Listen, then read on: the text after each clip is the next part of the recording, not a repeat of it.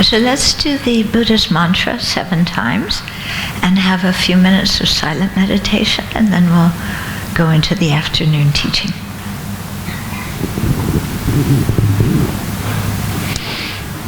Jayata Mane Mane Mahamane Soha Tayata Mane Mane Mahamane Soha Tayata Mane Mane Mahamane Soha Tayata Mane Mane Mahamane Soha Tayata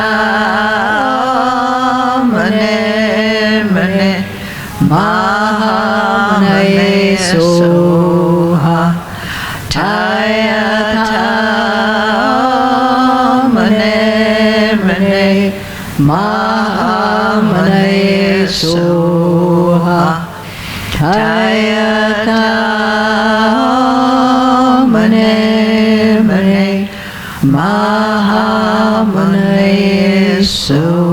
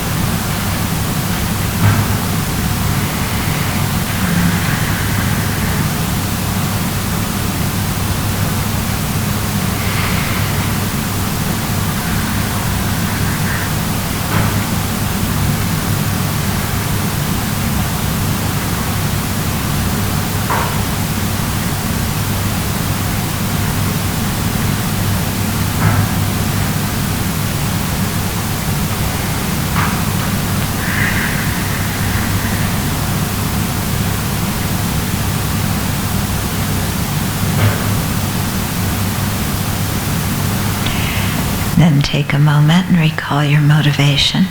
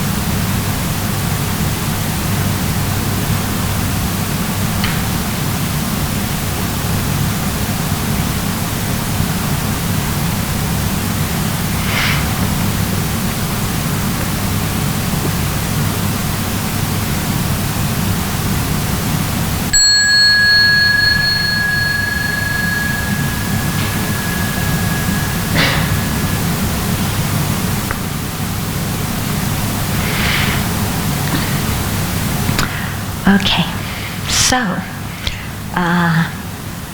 we talked about precious human life this morning, and hopefully you have more of an appreciation for it.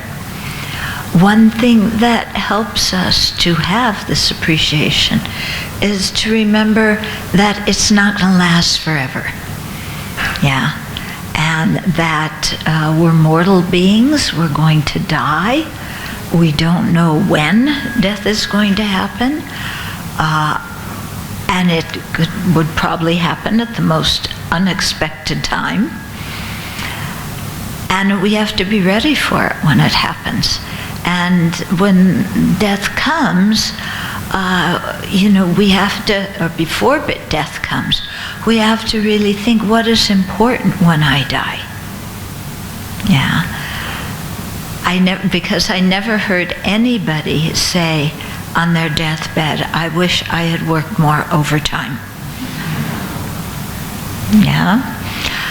So if that's not the kind of thing you're going to regret when you die, don't put your energy into working more overtime when you're alive. Okay? But really, because we have limited time, we have to direct our energy in an appropriate way and really make the best use of it. So before talking about impermanence and death, the Buddha talked about what are the faults of not remembering death, and what are the good qualities or the advantages of remembering death. And among the faults are that we forget to practice. Yeah, we think, the vision of this life is so strong and so potent, and it seems so real to us that thinking about creating the causes for future lives is just out the window. We're just so absorbed with what's going on in this life. And that really skews our ability to assess what is valuable and not. Because when we think of only this lifetime, then money is really important, reputation is really important, praise is important, sense pleasure is important. But when we think of the long term, that this moment is temporary and this life is going, then those things that seem so important actually go way down in importance, because we see how transitory they are. Yeah, how they're here and they vanish, and instead creating virtue becomes more important. Planting the seeds of Dharma in our mind stream becomes important. Yeah, doing practice and transforming our way of looking at things, this becomes important as well. Yeah, so when we remember death, our priorities change. And so this is quite important. Remembering death is not morbid. Okay, so this is one thing sometimes we have to get over. We think, oh, but death is so morbid, And I don't know if your family is like mine, but in my family, when I was growing up, nobody talked about death. Because the idea was if you talked about it, it might happen. Implying that if you don't talk about it, it won't happen. Now, is that true? Yeah, that the way to avoid death and have immortal life is not to talk about death. No, that's not the technique for that. Okay, so it's really important to talk about death, to understand that we are impermanent phenomena, and then to make preparations for death. Because like anything, if you're prepared for it, it's not a big deal. It's like, I guess, like going to take your O-levels or your A-levels. If you studied beforehand, when you sit down to take the test, it's not a big thing because you studied, you're prepared. But if you spent all your school years playing and not studying and you didn't do any preparation, then when the exams come, you're like, and it doesn't look good. So it's the same idea that if we prepare for death, then they say that the people who are the most prepared, that death is like going home, or it's like going on a picnic. It's a breeze. Yeah. For people who are middle prepared, then they don't have any regrets. They feel content with the way they live their life. For people who are somewhat prepared, then at least they don't have any fear.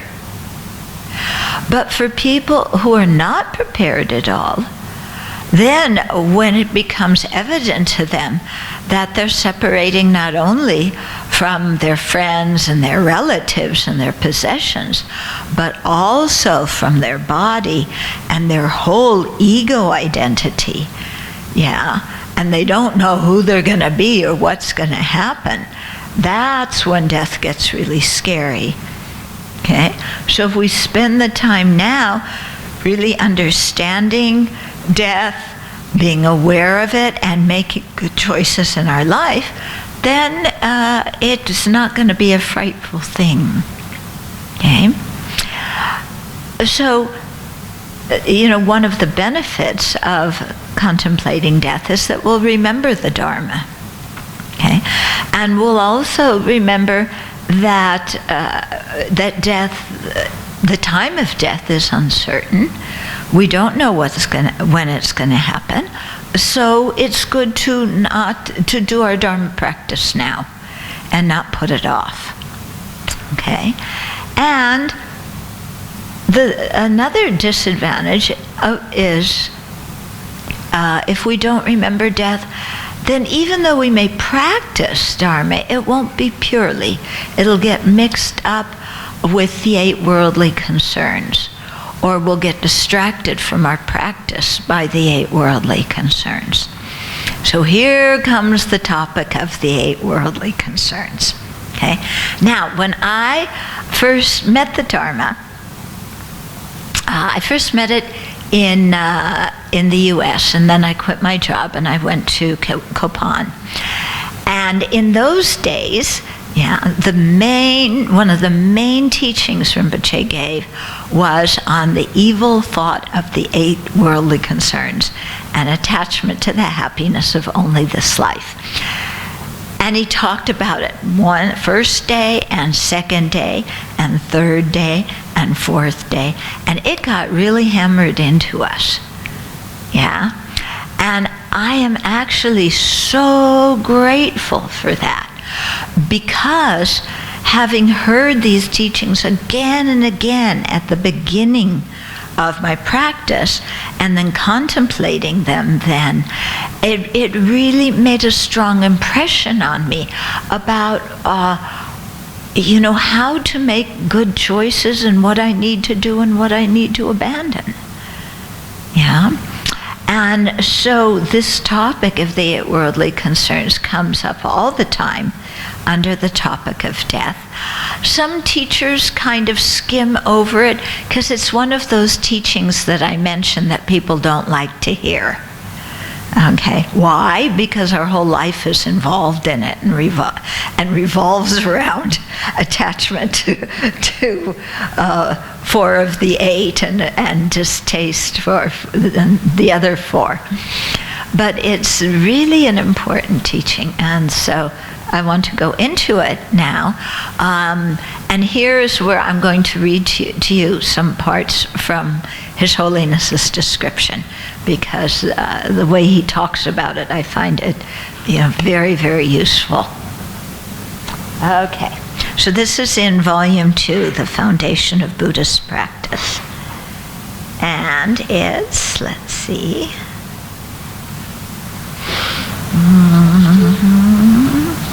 page 191. Oh, let's see,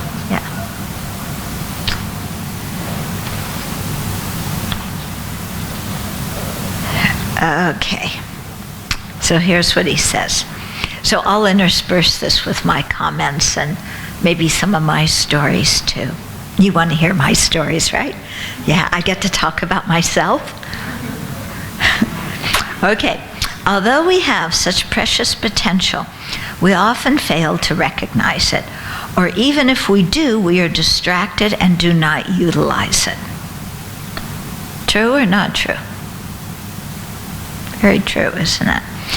Our tendency to pay more attention to gaining immediate happiness and avoiding unpleasant situations is often stronger than a clear awareness that sees the value of creating the causes for a fortunate rebirth liberation, and awakening. Yeah, so we're much more preoccupied with my happiness now. Yeah, isn't that what we think about most of the time? Yeah, from the time we wake up to the time we go to bed. How can I have pleasure ASAP? Yeah, with as little effort as possible. Our chief obstacles at present are subsumed in the 8 worldly concerns, 4 pairs of delight and dejection that produce attachment and anger. And so here's a quote from the numerical resources in the Pali Canon. What we did in this book is we have a lot of citations from the Pali Canon. So, and some explanation from the Theravada or Pali tradition as well. I think that's very helpful for us to learn from other Buddhist traditions, because all of us are students of the Buddha.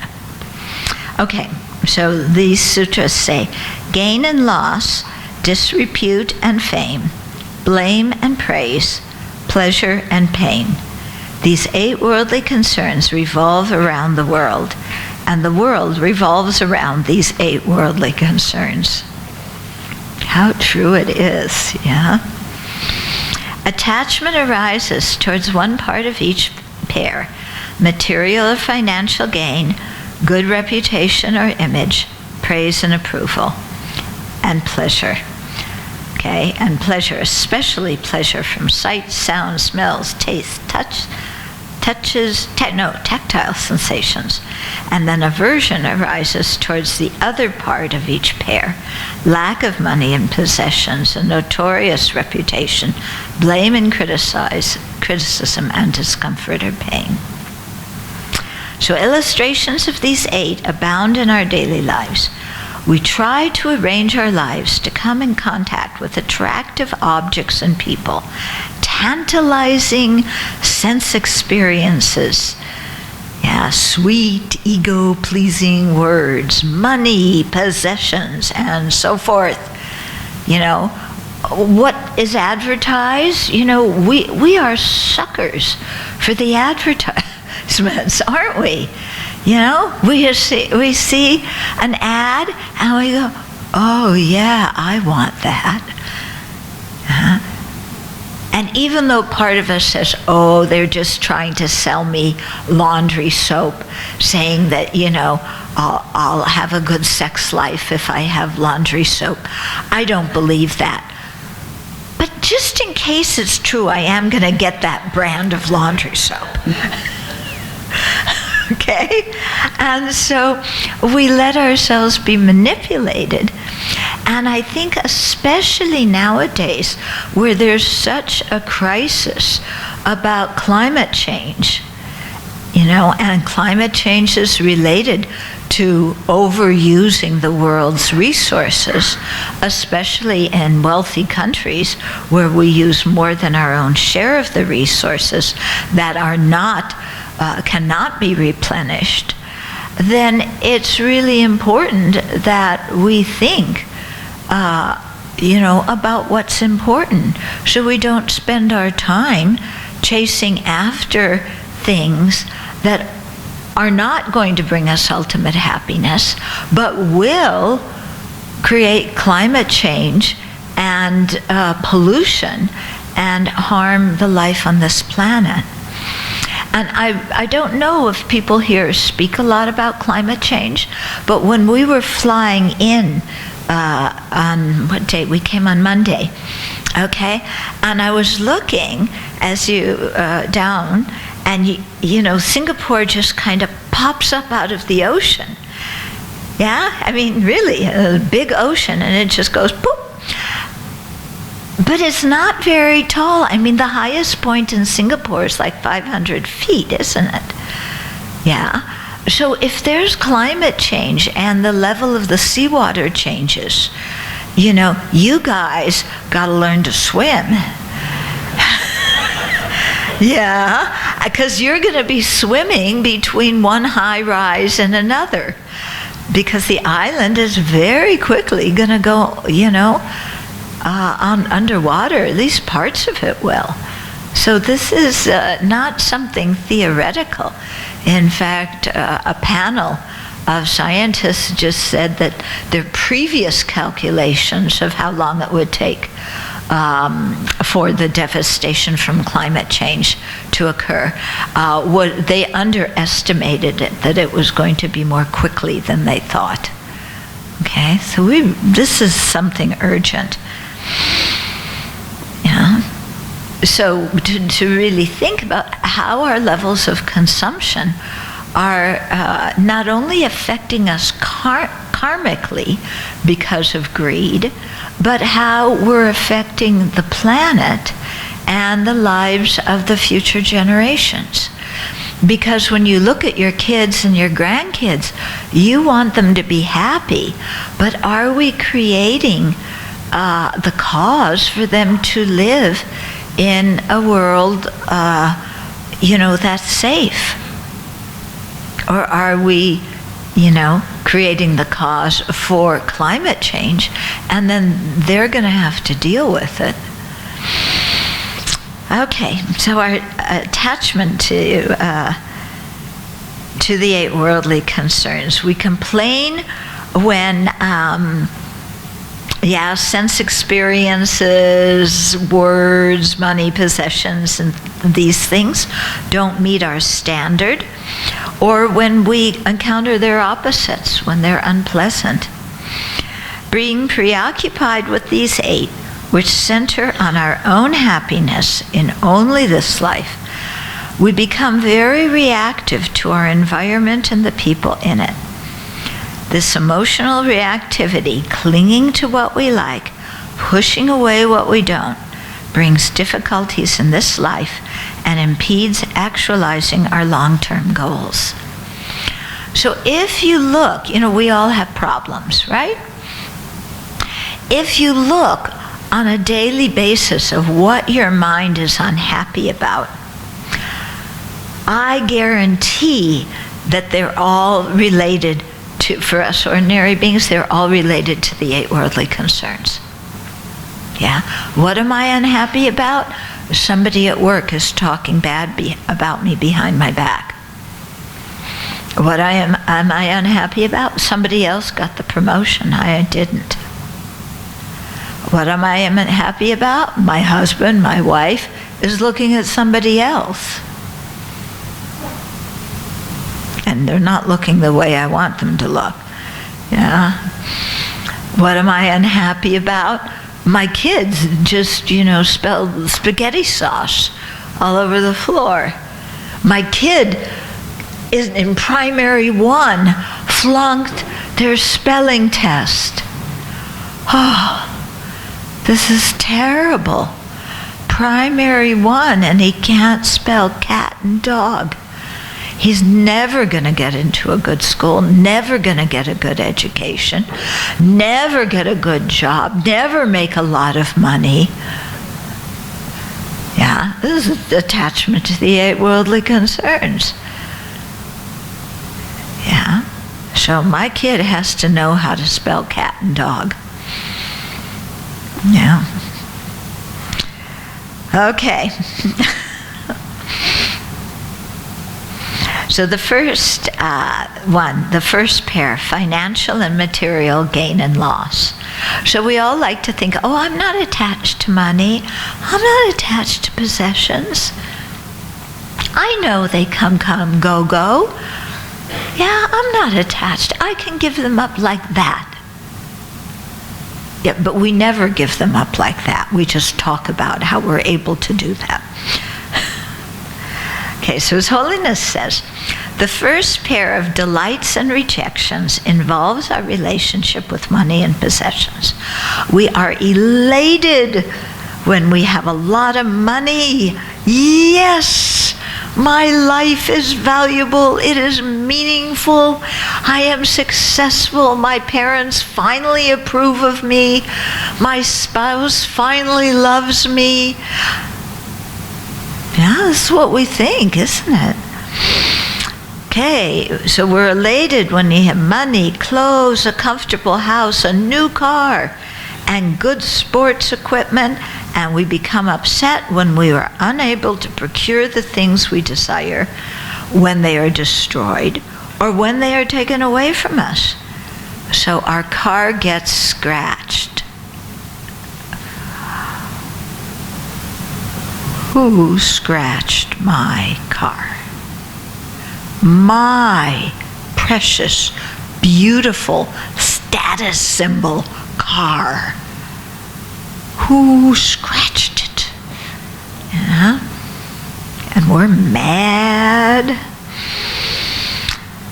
Sadly, many people measure their success in life by their material wealth. No matter how much they have, they are never satisfied and never feel fully successful. Of course, we need to take care of the practical aspects of our life, but if we pay undue attention to material possessions and finances, we become a slave to them. Once we are entrapped by their lure, contentment evades us. Quarrels ensue as we try to procure more and better and protect what we already have. We become arrogant towards those who have less, jealous of those who have more, and compete with equals, trying to prove our worth by having more than them. True or not true? Yeah? Attached to financial and material gain, we work long hours and plan big projects to make us rich. Unless we are able to use the money wisely and benefit others by using the money, the process of gaining wealth consumes our time and energy so that we have little left for practicing Dharma. In the process of accumulating wealth, our ethical discipline is easily corrupted. Those who are greedy become involved in activities that harm individuals and society and that result in scandals and prison terms. And this is what His Holiness says now. Unfortunately, some lamas and geshis initially live a simple life, studying and practicing diligently. They are very humble and not at all arrogant. Later, when they have many disciples, especially wealthy ones, they become ostentatious. They forget the many years of sacrifice they went through for the Dharma and are corrupted by seeking wealth and fame. We must be attentive not to do this ourselves. Okay, so we learn from watching other people's mistakes. And His Holiness is not shy about pointing out the errors of other practitioners. Yeah, he does that quite openly. Okay, so this attachment to money, possessions, and thinking that that is the criteria of success.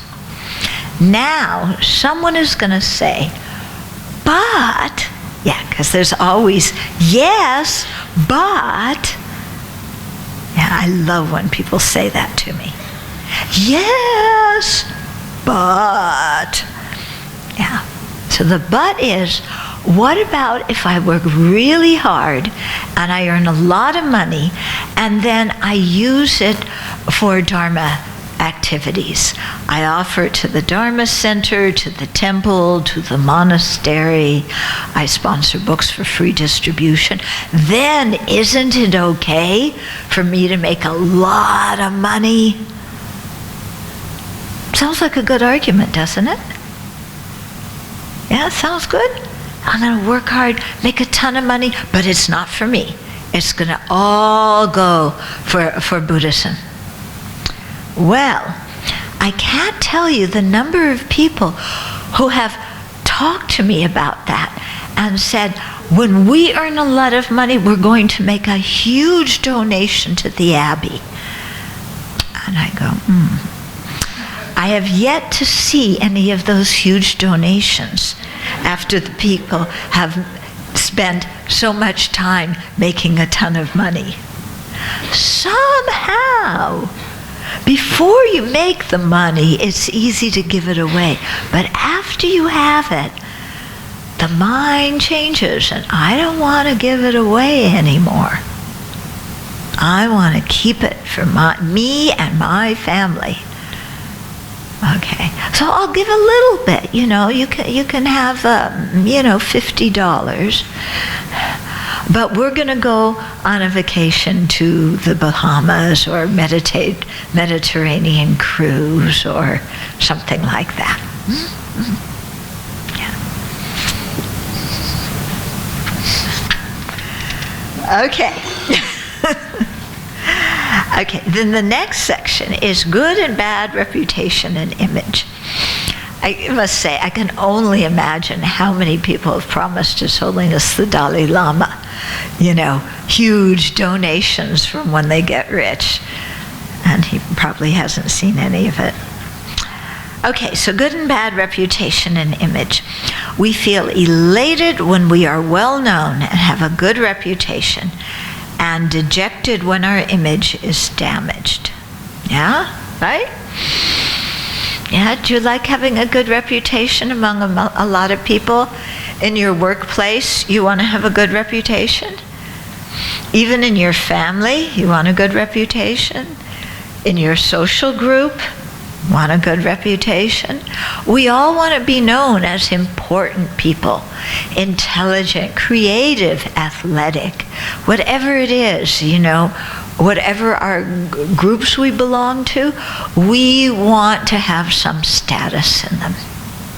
Mm-hmm. We don't want to be a nobody.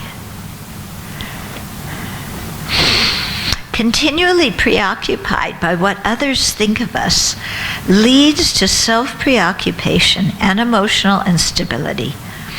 We pay a lot of attention to appearances, and lacking sincerity, we use others for our own advantage. Now, when we want reputation, we just manipulate and use other people to get what we want. Many people succeed in achieving a good reputation or a high rank, but lack internal peace and true friendships. So here I'd like to pause, and I'm going to talk about President Trump.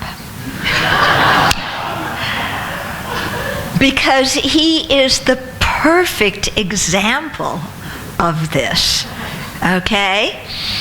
He has wealth, or at least he tells people he has wealth. We have yet to see his tax returns.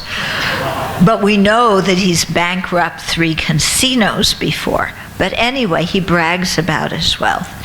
He has status. Yeah. He has kids. Yeah, from 3 marriages. We won't talk about that.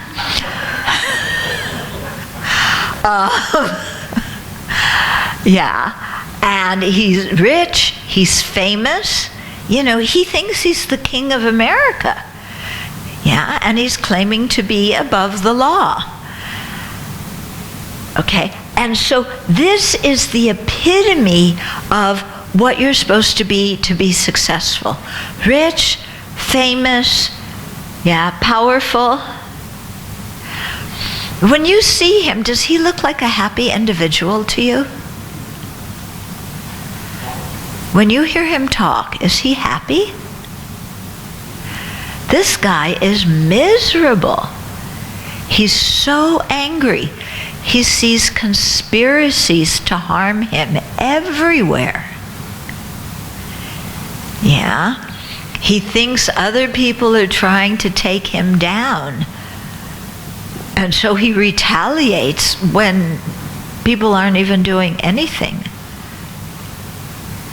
Yeah. Is this a happy mind? Is this really being successful? Does having a reputation like that make you happy? Yeah. I don't know what percent of the country, it's under 50%, saying, oh, you're so wonderful, and wearing their hats, Make America Great Again, having everybody there cheering, rah, rah, rah, rah. When you step on stage and you're beaming, yeah. Does that satisfy his inner needs? Does that really make him happy? I mean, this guy is so unhappy.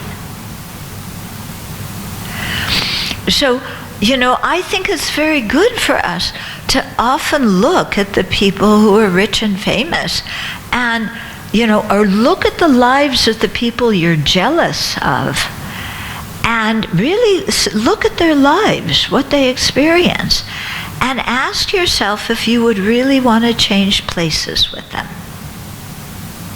If what is taunted as success in our society is really what makes you happy and content. Yeah? Check it out. Really look. I remember when I was growing up, Elizabeth Taylor was, the big hit. Elizabeth Taylor and Marilyn Monroe, and we were all supposed to look like them. Of course we didn't. Elizabeth Taylor was married 8 times. Yeah, do you think she had a happy life? She was very famous, very beautiful, very rich. Yeah, one divorce rips your life apart. Yeah, I think she actually divorced the last one too. I can't remember. So she had 7 or 8 divorces, and sometimes remarried the guy that she divorced before. Is this happiness? And Marilyn Monroe, what happened to her? Did she suicide? I think so, yeah. So, talk about gorgeous. All the guys had posters of her.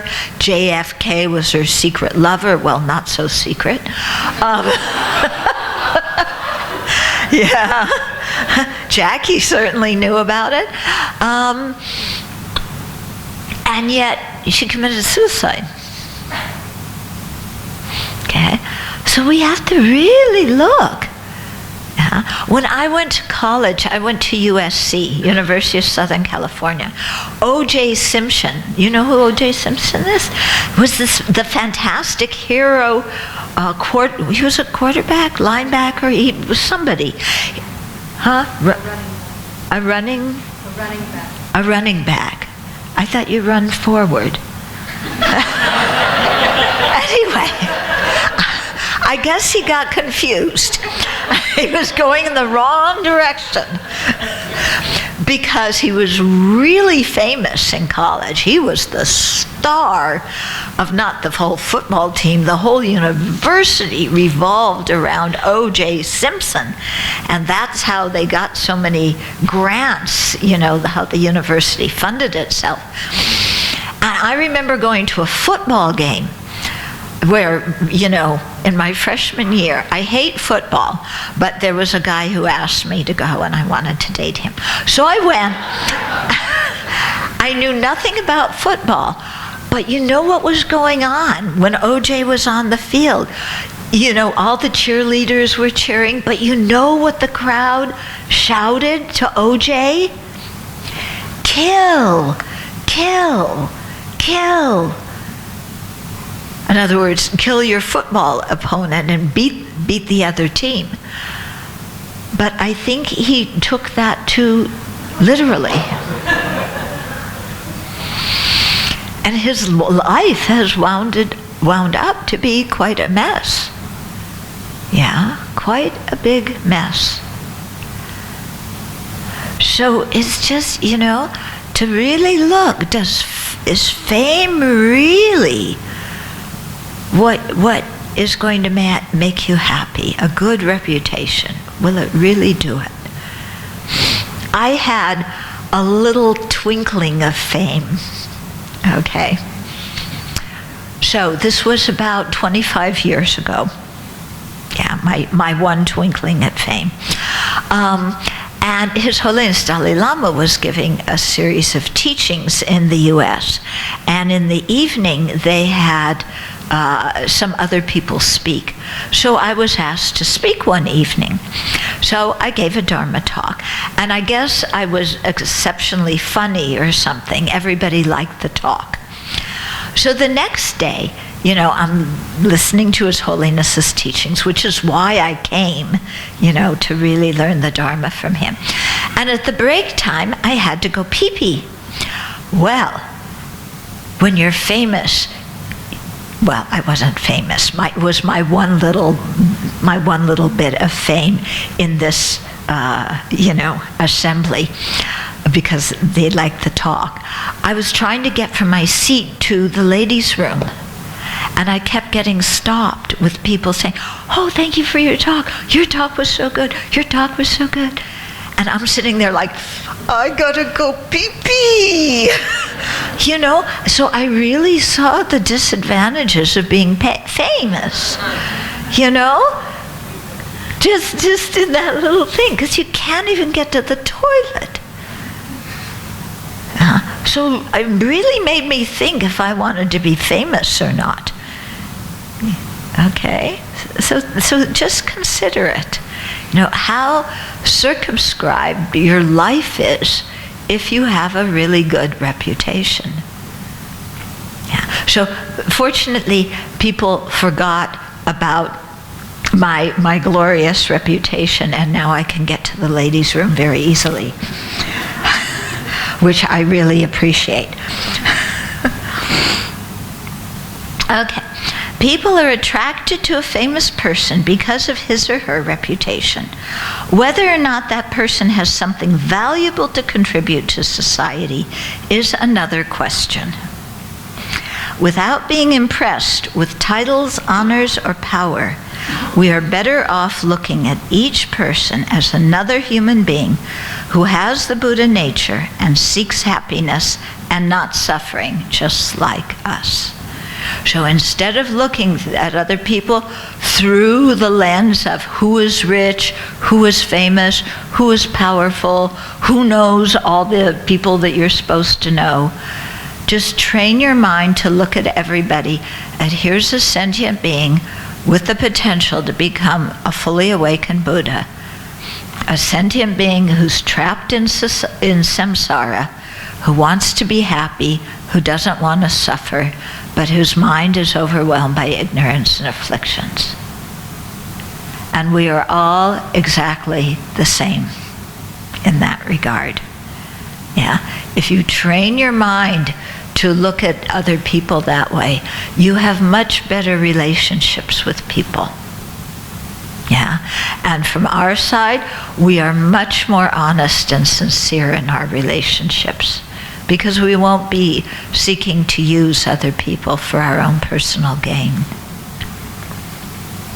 Okay, now His Holiness starts talking about his self. As a monastic, I am not so concerned about gain and loss of wealth. However, as the Dalai Lama, I sit on a high throne when I teach, and sometimes in the corner of my mind the thought arises, I hope people respect me. When explaining the Dharma, I sometimes wonder, does the audience like this talk? Sometimes our minds are invaded by defiled thoughts. What a great practitioner I have become. I hope other people notice. It is important to free our minds from expectations of receiving offerings, respect, and appreciation when we share the Dharma. We should talk about our faults and let others speak of our good qualities. But we would rather talk about our good qualities, and we don't let anybody else talk about our faults. Okay, it should be the opposite. Of course, we must prepare before giving a Dharma talk. But if we are too concerned with our delivery or with how the audience receives the teachings, there is danger that our Dharma talk is for show. Instead of being apprehensive about what others will say about us, we should generate a sincere motivation at the beginning, thinking, although I do not know much, I will explain what I understand. Then we will not be nervous and will speak truthfully. If people ask questions that we cannot answer, we simply say that we do not know and use it as an opportunity to learn more. This is Dalai Lama saying this. A member of my staff chided me, saying that I don't prepare my speeches well enough. Perhaps he would like me to make more astute comments about complex topics. However, I feel more genuine when I talk about what I practice and live myself. When I do that, I am not worried about whether or not others like my talk. One time, a reporter from an important paper in New York interviewed me and asked how I would like to be remembered in history. Now, a lot of people think about this. I told her, this is not my concern. I am a Buddhist practitioner and am not interested in such things. But she kept asking me until I got impatient, and I said, I don't think about that. Clearly, the reporter thought about it. Being concerned with present reputation or our name in history is foolish. We will not be alive to enjoy our reputation in history, so why worry about it? Yeah? You think, oh, I want to be rich and famous and whatever, and then all my family members, they will know and they will teach their children how good I was, and they will teach my grandchildren and grandchildren. And so what? We're not going to be around to enjoy it. All they'll have is our name. Yeah.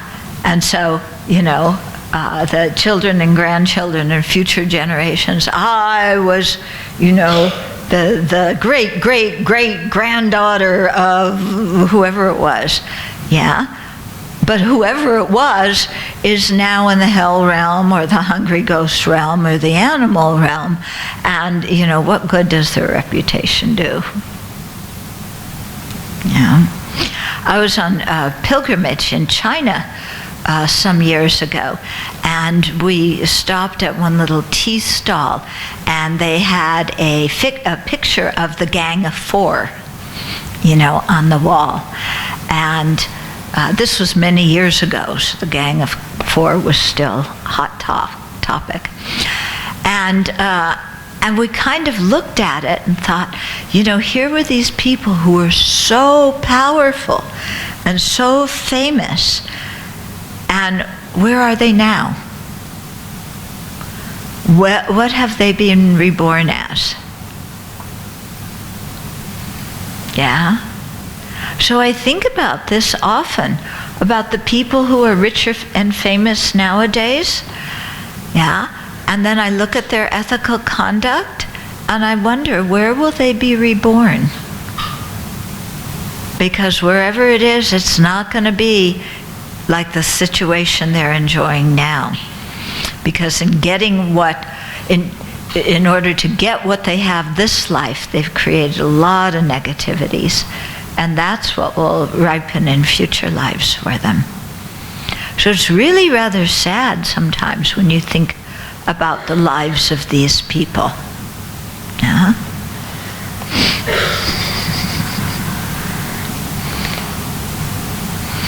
A good reputation doesn't get us any closer to awakening. Our image is not important, but our motivation is. If our motivation is insincere, then even if everyone praises us, the glory will not last long. But if we are sincere and straightforward, we will communicate well with others. Eventually, they will accept and appreciate our intentions, and that respect will last over time. Whereas if we swindle people for our own advantage now, they're going to figure out that we're not honest, and whatever respect they had for us initially is going to disappear very quickly. Buddha Shakyamuni was never concerned about his name or fame, but after 26 centuries, people still love and respect him. Even non-Buddhists appreciate his message of non-violence and compassion.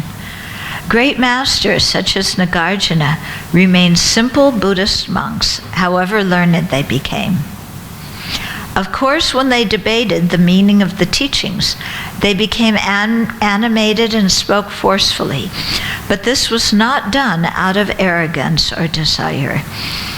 Some present Geshis are like that. In their ordinary life, they are so humble that we may even doubt whether they can walk properly. But when they go into the debating courtyard, they suddenly become active and assertive, because that's what's important. Oh, and now he goes on and he says, look at the great Indian sage Shantideva. You know the story of Shantideva? 8th century Indian sage. They say in the monastery all he did was 3 things: eat, sleep, and go to the bathroom. They thought he was the laziest monk in the whole monastery, and they wanted to kick him out. From his writings, we know that Shantideva was an intelligent, realized practitioner. But in his daily life, he was so humble that people thought he only ate, slept, and defecated. However, we see in the 9th chapter of Engaging in the Bodhisattva's Deeds that in debate he could be relentless and fierce in counteracting wrong conceptions. Once when he taught emptiness, this was when he was speaking the 9th chapter of Engaging in the Bodhisattva's Deeds. When he taught emptiness, he floated up in space until he finally disappeared, and only his voice could be heard, displaying a superpower that flabbergasted the audience. So here was somebody that everybody thought was a dimwit, who was a highly realized master, but didn't brag about any of it. Okay, then praise and approval, and criticism and disapproval. This is the 3rd set. Yeah. Do you enjoy His Holiness's commentary on this? I think it's really nice. We love when people we like comment on our good qualities or competent work, right? Yeah? Say good things about me, please, as much as possible. And we become depressed when they point out our faults, criticize us, or blame us for things we may or may not have done. Due to this delight and dejection, our emotions vacillate drastically, as does our self-image. Yeah, we care so much about what other people say about us. Yeah? Somebody compliments us, somebody criticizes us. Somebody smiles at us, somebody ignores us. Yeah, we're really like emotional yo-yos. Yeah. When I look, I talk sometimes about our rules of the universe. Maybe you have rules of your universe. One of my most important rules of the universe is everybody must like me. And even if they don't like me, they still have to pretend they like me and say good things about me. Okay? No one, absolutely no one, is allowed to criticize me. Even if I have faults, they aren't supposed to notice. They definitely aren't supposed to point them out. Because my faults are actually good qualities. Do you have similar rules of the universe? Yeah? Do you get upset when people say things that you don't like about you?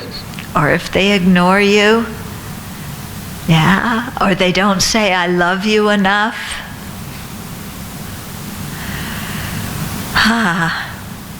Yeah. I don't know about you, but I am a sucker for praise. If you praise me, I'll do anything. And if you criticize me, I will go in my room and cry because you're so mean.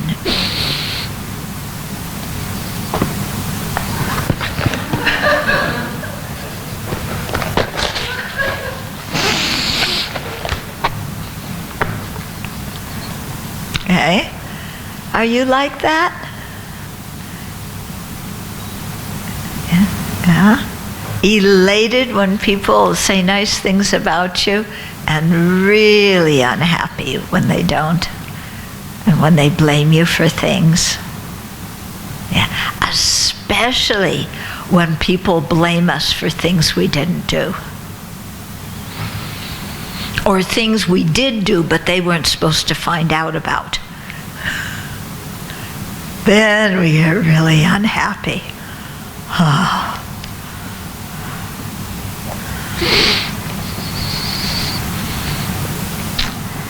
In an effort to win the approval of others and avoid their disapproval, we may sacrifice our ethical standards to win their favor, succumb to peer pressure to fit in, and make unwise decisions that have long-term consequences.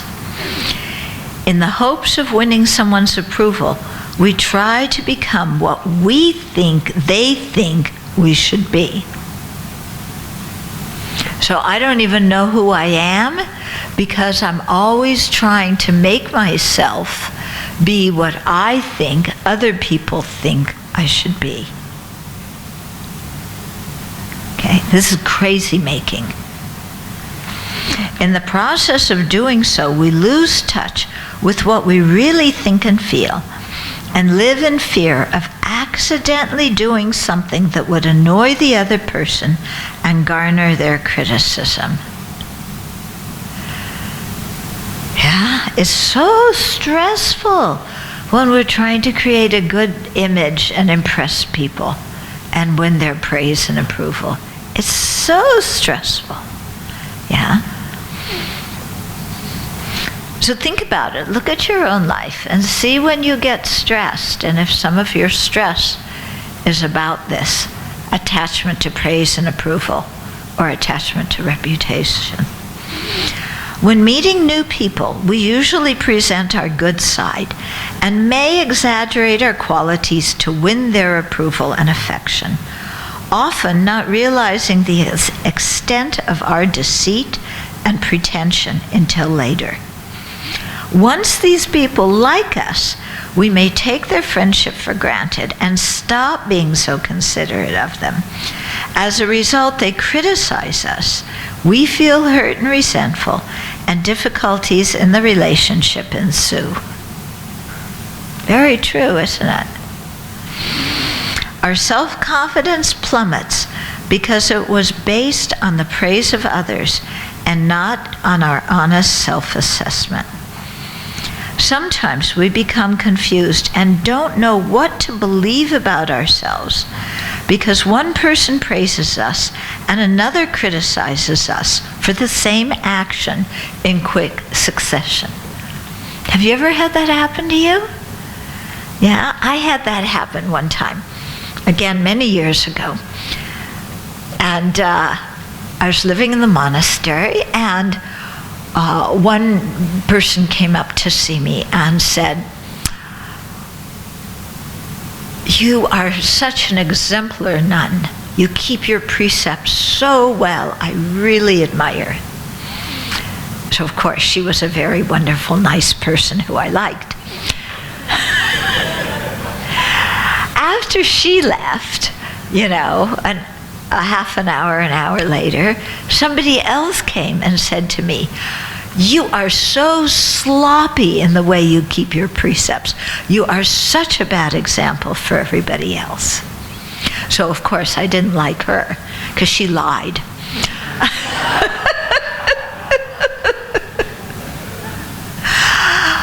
Okay? And all of this happened within the space of about an hour.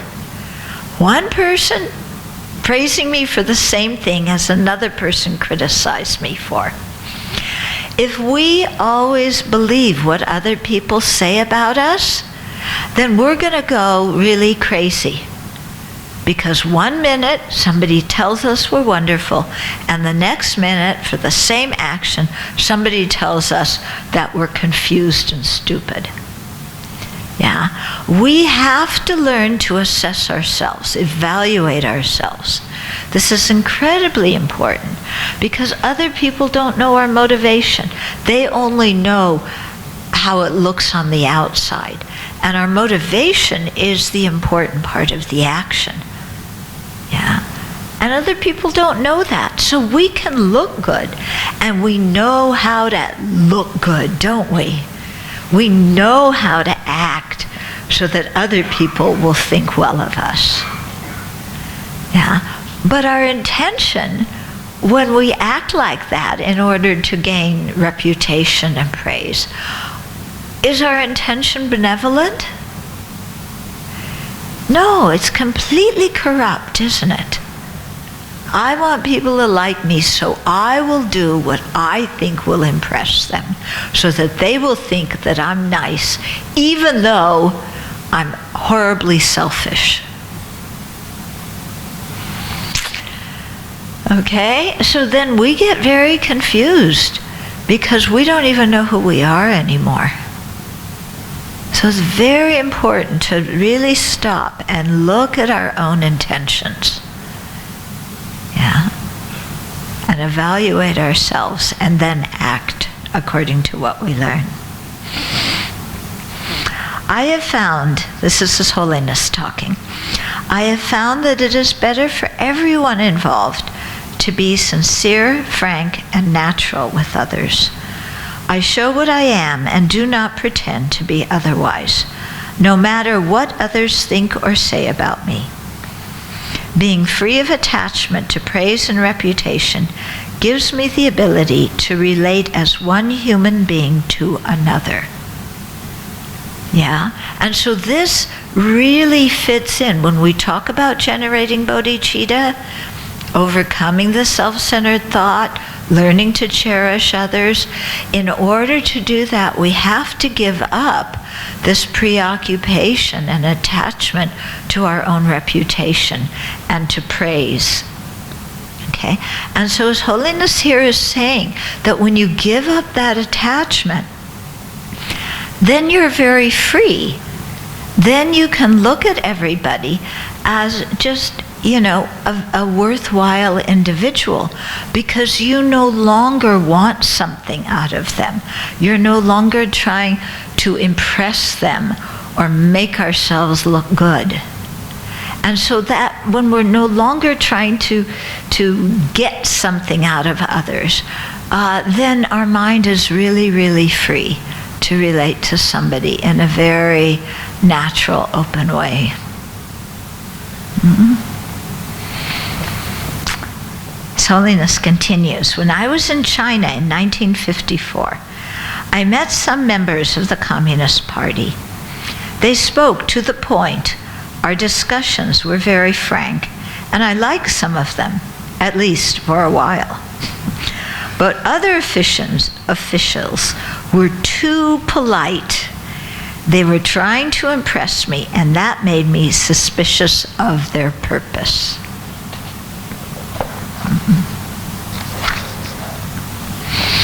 The 8 worldly concerns are sneaky, even when we try to create virtue.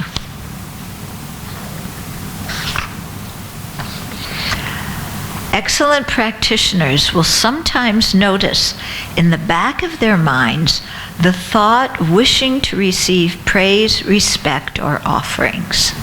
That's why the Bodhisattva precepts, the first one, has to do with praising self and belittling others due to attachment to reputation and offerings. And this is exactly why that precept is there.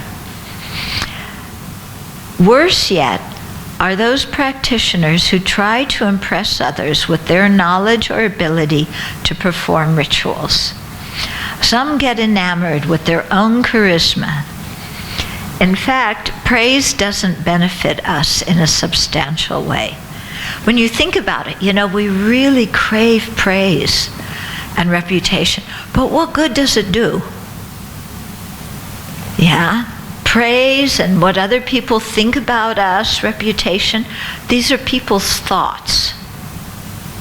Yeah? Blips of energy in their mind. Do those blips of energy in other people's minds really help us?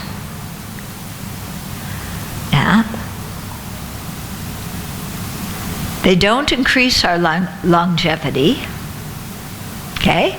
Praise doesn't make us live longer. It does increase our intelligence. It doesn't increase our good health. And criticism also doesn't impede those. The law of karma and its effect is our true witness. Others may sing our praises, but we still have to experience the results of the destructive actions we ourselves created. Other people may criticize us, but they cannot destroy our merit or cause us to be reborn in an unfortunate rebirth. Our infatuation with praise and accolades is like thinking a rainbow has some substance. The great Nyingma practitioner Longchen Rabjam said, "See the equality of praise and blame, approval and disapproval, good and bad reputation. For they are just like illusions or dreams and have no true existence. Learning to bear them patiently as if they were mere echoes, learn to bear them patiently as if they were mere echoes, and sever at its root the mind that clings to an I or a self." Very good advice. Okay, then the next, this is the last pair of the 8, so pleasure and pain. So many of our actions are fueled by attachment to pleasurable sights, sounds, odors, tastes, and tactile sensations, such as feeling warm on a cold day and cool on a hot day, an aversion for their opposites. Okay? We dislike grating noises, disgusting food, sleeping on a bed that is too hard or too soft, and witnessing alarming sights. Yeah, and we don't like bad smells. Everybody wants to go to India. Then you're in India and you walk down the street and it smells like a toilet and you want to go back to Singapore. Okay? Can't stand bad smells. Yeah.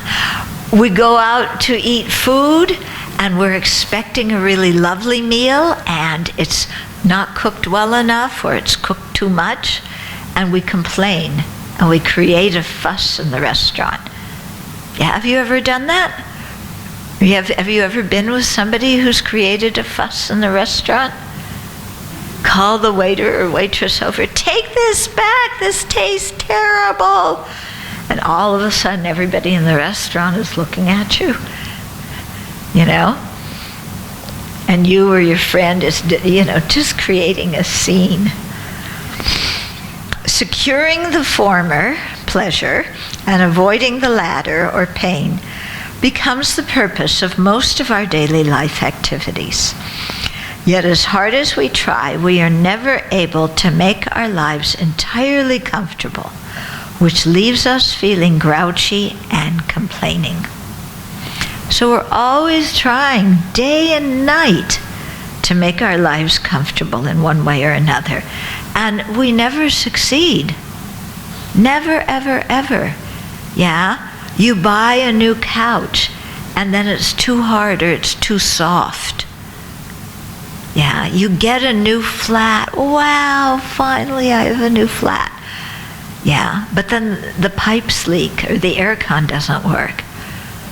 or your neighbors play their music really loud at 3 o'clock in the morning. Yeah? We never can arrange the external world to be exactly the way we want it. Our unhappiness does not come from inability to control the environment so that we have only pleasant sensory experiences. Okay, we think our unhappiness is because we can't control the environment. But, His Holiness says, the real problem is our inability to control our internal emotions of strong craving and aversion. As long as we have strong attachment and aversion, we're going to find something to be unhappy about. Guaranteed. Yeah? And the more attached we are to something, the more unhappy we're going to be when we can't get it, when it's taken away from us, or when we get the opposite. Yeah? And the less attached we are, the more peaceful our life becomes. Somebody, I remember at a talk, a public talk, somebody was saying to His Holiness, but you know, if we aren't attached and experience this great ecstasy and joy from having things we like, you know, and we don't know the sorrow of being torn from the things that we like, then we're not really alive. Yeah, we need these extremes of joy and pain to be really alive. And His Holiness kind of looked at the person and said, you know, I try and not have that kind of joy, and then I also don't have that kind of pain. So maybe my life is not as exciting and dramatic as someone else's, but it's a lot more peaceful. Yeah. Minus the craving and aversion, we may still have preferences, but are able to accept what life brings us. Our frustration and worry decrease, giving way to enjoying what is instead of pining for what isn't. Okay, so much of our unhappiness is because we can't accept what is in the moment. When we have attachment, we have an ideal of the way we want things to be, and if we don't have that, then we really feel like, you know, life has abandoned us. Yeah? But when we don't have that kind of attachment and aversion, then our mind is much freer. So whatever we have is okay. Yeah? Whatever kind of car we have, good enough. However attractive we are, good enough. How much money we have or don't have, good enough. Yeah, Lama Yeshe, yeah, that was one of his big phrases that he said to us very often, was good enough, dear. Yeah, what is, accept it. If you accept it, it can't make you miserable. Yeah, things make us miserable because we fight the reality of what's happening. We want it to be different. And what makes us want to be, what makes us want it to be different? Attachment to some things and aversion to other things. So this pair of pleasure and pain may also be described as attachment to success and aversion to failure. Whoa, who likes to be successful? Yeah, who doesn't want to fail? Ooh, failure is the worst, isn't it? You know, one time I was talking to a friend of mine, and we were talking about failure, and he was telling me about a friend of his who worked in the admissions office of a very well-respected university.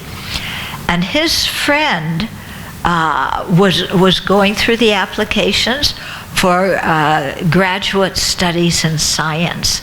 And one of the things his friend looked for most in the applications to see if he was going to admit these people to the university was how they handled failure. Think about that. Yeah, somebody who's evaluating you, what they're looking for is not how successful you are, but how you handle failure. And so I questioned about this, and they explained, how people, everybody has some successes, but everybody has some failures too.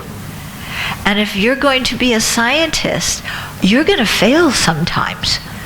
Because you're going to have a theory, you're going to think that it's right, you're going to do the experiment, and you're not going to get the data you want. And then you fail. Yeah. Now, how you handle that failure is going to show whether you're going to wind up being an excellent scientist or not.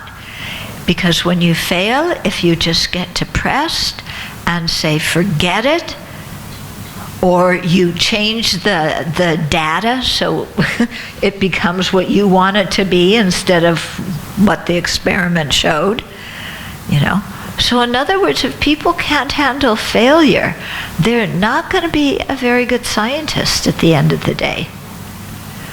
But if people can say, okay, it didn't turn out the way I wanted, but let's see what data I did get, or let's see what we did learn, then that person can be very creative and discover some new things. Because after all, that's how they found out about penicillin. Yeah, the wonder drug of penicillin wasn't it the Curies, Marie and her husband Curie? And it wasn't them? It was somebody. Anyway, they were doing some experiment. And the experiment did not turn out the way they wanted. But what they noticed was that this mold that was growing turned out to be antibacterial. And thus penicillin was born. Yeah, from failure, from making a mistake. Yeah, so that's how we handle failure is really important. And also when we are successful, how we handle success. Are we going to get up, really arrogant? Are we going to boast? Because being successful has its own disadvantages. If you're successful, then there's a lot of pressure on you to continue to be successful. So what happens? You're successful and you get a lot of acclaim, and then the next time you do the same thing or a similar kind of project, it winds up as a big mess. Then what do? Yeah? Do you handle success well? Or do you again start changing the data on a scientific experiment? Or do a song and dance to impress somebody else to cover up your mistakes? Or distract people from knowing your mistakes? Yeah, this is what Trump does very often. Yeah, and so we have one crisis after another in the country. Yeah? Just incredible. Okay. So this pair may also be described as attachment to success and aversion to failure. Rather than allow our mind and self-esteem to vacillate according to these, we can maintain a balanced attitude by contemplating interdependence. Success does not depend on us alone. The efforts of many people are involved. So arrogance, thinking that we're a big shot, is uncalled for. Failure may be due to mistakes or to external circumstances that we cannot control. Learning from our mistakes is useful, and accepting that we cannot control the world is practical. Both of these will calm our mind. Okay, so that's the section on the 8 worldly concerns. Okay, so, it's 3:15 and we're supposed to end at 4. Okay, let's take a 15-minute break and then we'll come back for the last half hour. Okay?